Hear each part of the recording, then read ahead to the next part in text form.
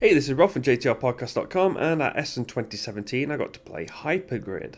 This is one of those abstract games. You're trying to get 3 tokens of one colour in a row, either orthogonally or diagonally, but there's a lot more to it than just playing tokens and getting things in a row. So on your turn you're going to place 2 tokens, and each of the tokens has an ability, and here's the list of abilities here. You can see they discard things, they move things, they flip things, they do all sorts when you play the token. You play 1 token and then you play another token, but you can't play a token of the same colour. So at the bottom of the board you might be able to see there's one of each colour token with this sort of glass cube on it, and if you play a token, say you play a green one, you put the token on that to show that green was the last colour played, which means you can't play green. And then maybe I play a red one, I'll move the token to the red one, and then on your turn you can't play a red because it was the last one I played, so the same colour is not going to be played 2 turns in a row. So as well as all the abilities and taking into account what you can play, there is also the limit on scoring the row. So once you've got a row of 3, you score a point, and then you put a cube at the end of that row of the colour of the row scored. So say you score a green row, you will put the cube with the green side up, and you can't score green on that row again until 2 pieces have been removed. So when there's only 1 green left, you can then remove that cube and you can score green on that row again. You can score other colours in that row, you just can't score green. And players are going to go back and forth playing 2 tokens, using their abilities, scoring points.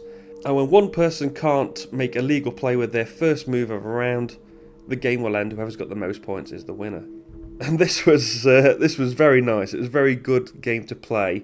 It's very satisfying when you do a good move. You know, when you play a token, it uses an ability, it scores you 2 points instead of just 1, because you've connected 2 different rows up. That was very satisfying. But it was such a brain-burning game. It was really, really difficult, because you're not just looking at the top of the stacks, you're looking at those underneath the stacks as well, sometimes those in the middle of the stack, because one of the tokens lets you flip a stack over, so you're looking at the bottom of that stack. Is there anything there that I can use if I flip that over? But that same token also puts the one from the top onto the bottom, so you're looking at what's second in that stack, and some stacks were getting 4 or 5 tokens high at some point.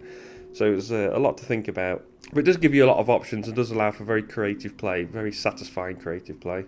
The downside is obviously there's a lot of AP due to the amount of options. You're going to get that in games like this. There's just so much to do and so much to think about that you're going to be thinking about stuff all the time. And it's also hard to remember the abilities. So the abilities are here on this chart. You'll probably have your own. If you buy the game, you'll get your own little chart with all the abilities written down. But I had to keep reminding myself what they did all the time, and it was really annoying. That even slowed the game down even further. But overall, generally, it was a good abstract game. Please like and share if you find this video useful. Remember to subscribe to the channel for more Essen 2017 videos. You can find me on Twitter at JTR Podcast, or find the blog and podcast at jtrpodcast.com. I've been Rob, aka Jesta the Rogue, and I'll see you soon.